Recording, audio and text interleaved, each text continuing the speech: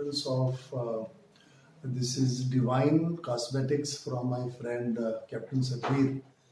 And I didn't know much. I saw he had a wonderful hair transplant. So he referred my hair through a beautiful girl called Tina. And surprisingly, my Dr. Amit didn't know this is such a advanced science available. Had one sitting. I got 6,000 hair transplant in one day.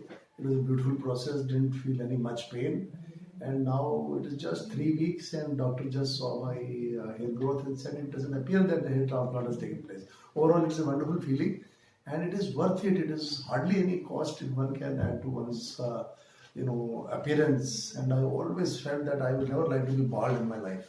So little bit of baldness was demoralizing me, and coming here, it is God sent. They are lovely people. All the staff is highly motivated. It's like a family. It is not a hospital at all.